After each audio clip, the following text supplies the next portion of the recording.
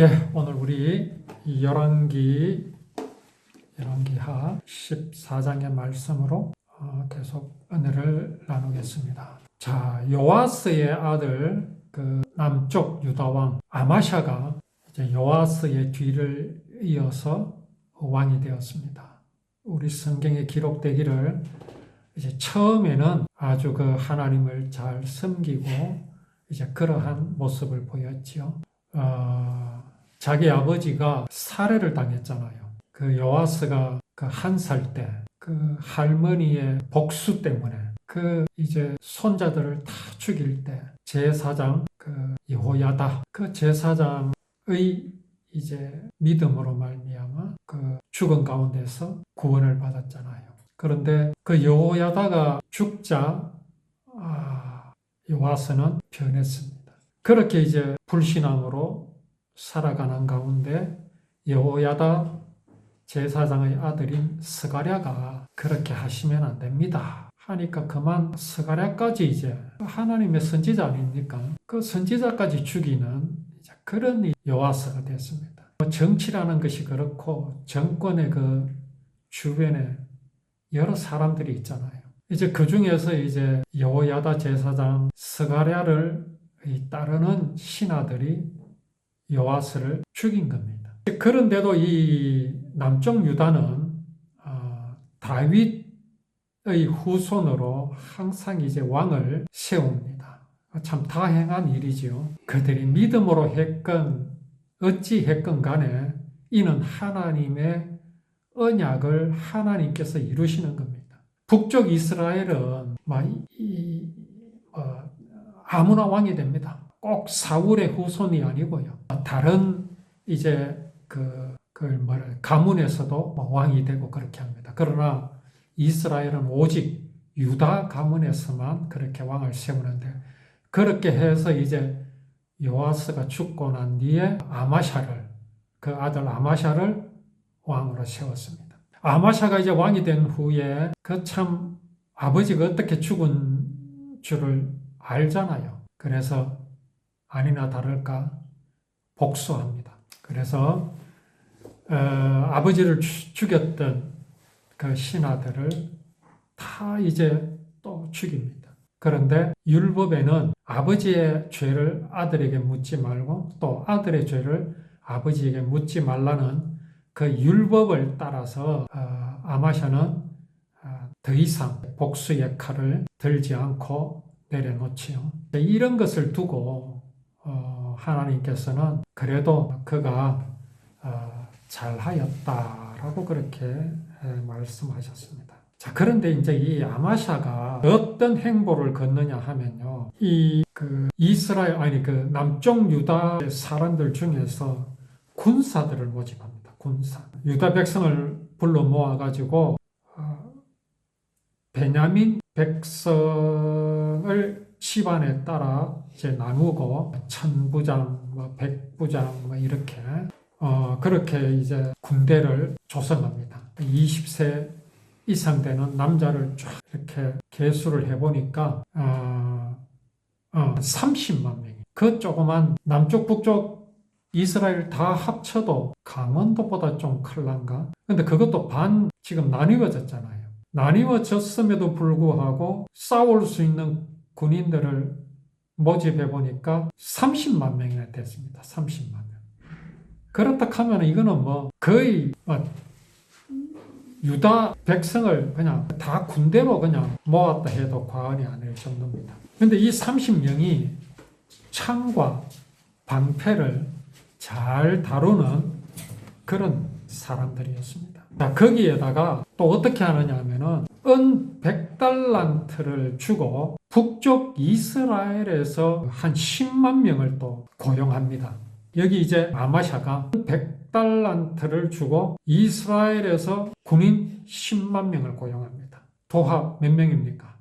40만 군대입니다. 이게 지금 우리나라 군대가 한 20만 됩니까? 우리나라 군대 수보다 많습니다. 그 경상도보다 작은 땅덩어리예요. 대단하죠. 이건 이제 그만큼 아마샤의 이게 진짜 정치력입니다. 지도력입니다. 이렇게 사람을 모을 수 있다는 것은 참으로 대단하다고 밖에는 볼 수 없습니다. 이 대단함이 문제인 겁니다. 이 40만의 군대를 모집을 하였다는 것은 이 아마샤의 능력이거든요. 능력. 이게 문제를 일으키는 겁니다. 자, 그렇게 해가지고 군대를 모아서 뭘 하고 있으니까 그때 이제 이름은 없습니다만은 하나님의 사람이 선지자가 아마샤에게 와서 말합니다. 왕이여, 이스라엘 군대와 함께는 하지 말라. 지금 10만 명을 고용했잖아요. 은 100달란트를 주고. 그러니까 이 하나님의 사자가 합니다. 이스라엘 군대와는 함께 하지 마십시오. 이 용병이란 게 그렇습니다. 내 나라 지키는 것도 아니고 돈을 받고 하는 거잖아요.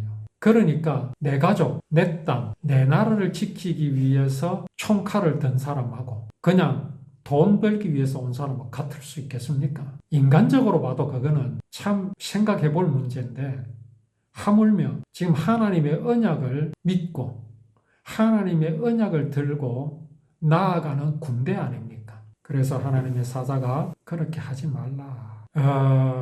뭐라고 말하냐면 이스라엘과 함께 계시지 않습니다. 여호와께서는 에브라임 사람과 함께 계시지 않습니다라고 분명하게 말합니다. 아무리 전쟁 준비를 잘 하더라도 하나님께서 왕을 물리칠 것입니다라고 분명히 말합니다. 하나님께서는 왕을 이기게도 하실 수 있고 치게도 하실 수 있습니다. 그러니까 이제 아마샤가 뭐라고 말합니까?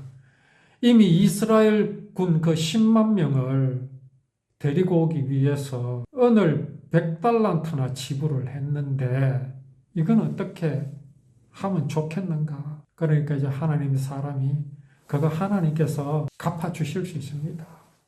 더 많은 돈을 왕께 주실 수 있습니다. 그래서 아마샤가 에브라임, 곧 북쪽 이스라엘 그 군대를 돌려보냈습니다.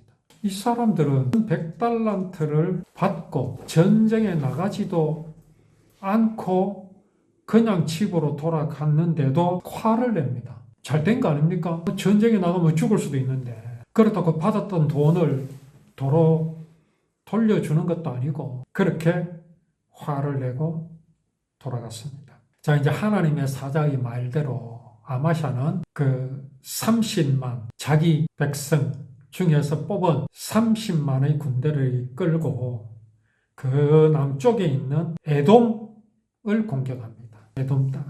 그래서 이제 거기에서 세일 사람 10,000명을 죽이거든요. 자, 이게요. 무엇을 보여주시는 거냐? 과연 하나님께서 아마샤에게 에돔을 치라 하셨습니까? 왜 에돔을 치지요? 에돔이 공격해 왔습니까? 이 이스라엘의 역사를 보면요. 하나님께서 아브라함에게 가나안 땅을 주신 이후로 이스라엘은 영토를 확장하기 위한 전쟁은 하지 않습니다. 그런 전쟁은 없었습니다. 아말렉을 물리치고 암몬과 모압을 물리치고 그 전쟁에서 이기고 해도 그 영토를 빼앗고 또 그 민족을 식민지로 삼고 노예로 삼고 하는 그런 역사는 없습니다. 전쟁은 왜 합니까? 지금 러시아와 우크라이나가 전쟁하고 있는데 왜 합니까? 영토를 뺏으려는 거거든요. 영토. 그런데 이스라엘은 그렇게 하지 않습니다. 왜 그렇습니까? 하나님께서 주신 땅은 가나안이라는 것에 대한 그 믿음은 있기 때문에 그런 겁니다. 자, 아마샤가 왜 에돔을 칩니까? 싸움을 걸어왔습니까? 아니거든요. 지금 이 말씀을 나눈 대로 지금 분위기가 어떤 분위기입니까? 아마샤가 대단한 지도력, 그 정치력으로 무려 40만의 군대를 조직했습니다. 하나님의 사람, 선지자의 조언을 듣고 그 중에 10만 명, 은 100달란트를 주고 고용한 북쪽 이스라엘의 사람 10만 명을 돌려보냈습니다. 30만 군대, 그것도 창과 방패를 잘 다루는 30만 군대를 이끌고 에돔을 칩니다. 지금 아마샤의 마음은 뭐가 있는 것일까요? 하나님이 그 마음속에 계십니까? 아니면 자신감이 그에게 있는 겁니까? 이거 지금 자신감입니다. 자신감. 하나님이 에돔을 치라 하신 말씀을 주시지도 않았습니다. 자신의 능력을 과시하는 겁니다. 늘 말씀을 드리지만 하나님께서 이스라엘 백성들을 가나안 땅으로 이제 애굽에서 나오게 하셔서 가나안 땅으로 들어가게 하실 때 가나안 거민을 다 멸하라고 하셨죠. 그게 무슨 의미라고 우리가 말씀을 나눕니까? 실제로 그 사람들을 칼로 베고 창으로 찌르고 죽여 없애라는 말씀이 아닙니다. 율법으로 정복하라는 말씀입니다. 언약으로 정복하라는 말씀입니다.